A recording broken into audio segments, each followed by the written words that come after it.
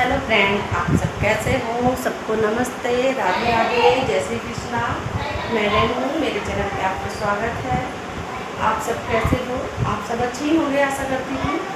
मैं आज आपके लिए लाई पार्ट 5, लेकिन आज हम आज लेते हैं इसी काम के सिंधु सभ्यता की हम क्वेश्चन आंसर लेकर आए हैं, क्योंकि थ्योरी में आपको पढ़ा चुकी हूँ। मैंने 4 पार्ट में आपको थ्योरी पढ़ाई है। आप मेरी प्लेलिस्ट में जाकर वीडियो देख सकते हैं, उसमें मैंने आपको 1 बाय 1 टॉपिक पढ़ाया है। आप उसमें प्लेलिस्ट में जाकर देख सकते हैं। आइए अब हम अपने क्वेश्चन आंसर देखते हैं।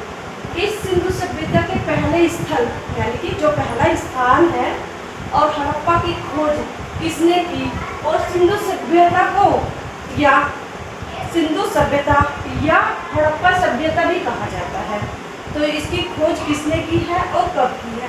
तो इसलिए इसकी खोज की है 1921 ईस्वी में की है। और किसने की है? दयाराम सिंहानी जी ने की है। दयाराम सिंहानी जी ने जो हड़प्पा सभ्यता का जो स्थल है, हड़प्पा के खोज की है उन्होंने। सिंधु सभ्यता से के पहले स्थल की खोज की है इन्होंने। अब हमारा क्वेश्चन 2, मोहनजोदाड़ो का शाब्दिक अर्थ क्या है? शाब्दिक अर्थ है, यानी कि उसका अर्थ क्या है? उसका अर्थ था मृतकों का टीला।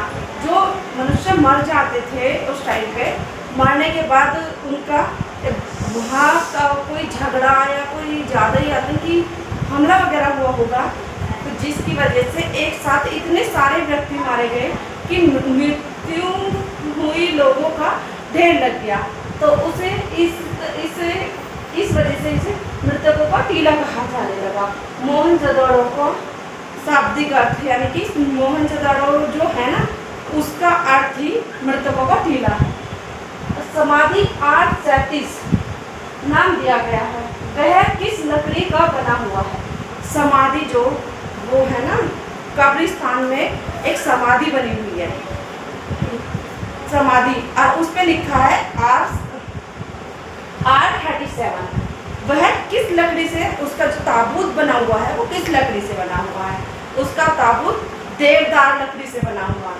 देवदार के जो वृक्ष होते थे वो काफ़ी लंबे और ऊंचे पेड़ होते हैं, उसकी लकड़ी से बना हुआ है।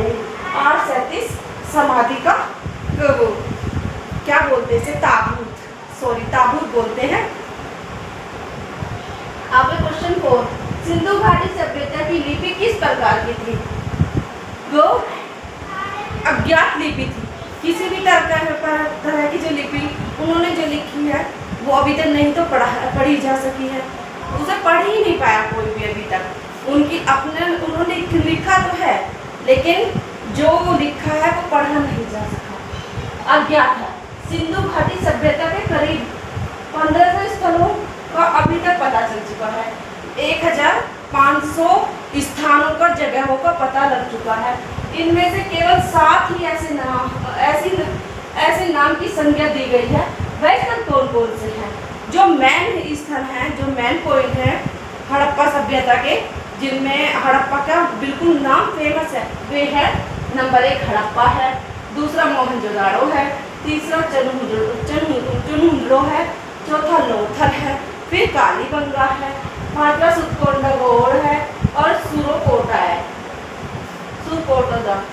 अब ये नेक्स्ट क्वेश्चन हमारा, हड़प्पावासी किस धातु, किस वस्तु से उत्पादन में आगामी थे, यानी कि आगे थे? किस वस्तु को उत्पादन करने में आगे थे? तो वे कपास को उत्पादन करने में आगे थे। ठीक है, नेक्स्ट क्वेश्चन है हमारा, हड़प्पावासी किस प्रकार की लिपि का प्रयोग करते थे? वे चित्र लिपि का प्रयोग करते थे। जैसे उस टाइम पे कुछ उन्हें बनाना होता था, जैसे उन्होंने मछली बनाई तो वे मछली का इस तरह से चित्र बना देते थे। सॉरी, मैं इस तरह से बन नहीं पाई, सॉरी। तो मछली का दोबारा से चित्र बनाने की कोशिश करती हूँ। इस तरह से जो ये हमने चित्र बनाया, अब हमारी ये थोड़ी मछली बनी है। इस तरह से मछली का प्रयोग, चित्रलिपि का प्रयोग करते हैं। आप मेरी पेंटिंग थोड़ी ड्राइंग ऐसी भी है, आप देख सकते हैं चित्रलिपि किस तरह से होती थी। अब हमारा नेक्स्ट क्वेश्चन है, हड़प्पा सिंधु सभ्यता का मुख्य व्यवसाय क्या था? सिंधु सभ्यता के लोग कृषि करते थे। कृषि से ही वो अपने लिए व्यवसाय यानी कि साधन उत्पादन करने के लिए, अपने लिए वस्तु अदल बदल करने के लिए किसी का ही व्यवसाय करते थे। जैसे उन्होंने गेहूं की फसल उगाई और किसी दूसरे ने उन्हें जैसे कपड़ा लिया, खाने की वस्तु ली, तो वे गेहूं के बदले में अपने आप और आपस में अदल बदल करके सामानों से ही अपना व्यवसायिक उत्पन्न करते थे। अब है नेक्स्ट क्वेश्चन हमारा 9, मोहनजोदड़ो की खोज किसने की? राखलदास बनर्जी ने की है। राखलदास बनर्जी ने 1922 ईस्वी में मोहनजोदड़ो की खोज की। अब हमारा नेक्स्ट क्वेश्चन है, इसमें हमारे जो है ये 45.71 मिलीलीटर और 50.23 मीटर चौड़ी मोहनजोदड़ो की सबसे बड़ी इमारत कौन सी थी? तो जो सबसे बड़ी इमारत थी वो मोहनजोदड़ो का स्नानागार था। स्नानागार सॉरी विशाल अन्नागार था। अन्नागार में क्या करते थे वे? उसमें इकट्ठा नाच भर के रखते थे। वो एक ड्रम की तरह होता था, वो मिट्टी का बना हुआ होता था, लेकिन बहुत ही ऊंचा और अच्छे से ढका हुआ। इतनी अच्छी व्यवस्था थी उनकी नाच को सुरक्षित रखने के लिए। उनका नाच कभी खराब नहीं होता था।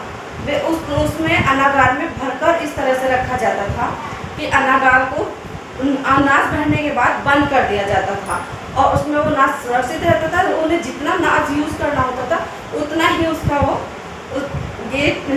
जो भी उसका पार्ट होता था उसे ओपन करके उसमें से नाच निकाल कर उसे उपयोग कर लिया करते थे। तो ये जो इतनी मीटर लंबी है और चौड़ी है ये, और ये मोहनजोदड़ो की सबसे विशाल यानी कि सबसे बड़ा ही इमारत विशाल अन्नागार में मानी जाती है। ये आज हमारे ये 10 क्वेश्चन आज हमारे ये खत्म होते हैं। कल क्वेश्चन आंसर का मैं दूसरा पार्ट फिर लेकर आऊँगी। आपको मैंने क्वेश्चन आंसर कराए हैं आपको ये कैसे लगे प्लीज़ मुझे कमेंट में बताइए और लाइक कीजिए, शेयर कीजिए। Thank you.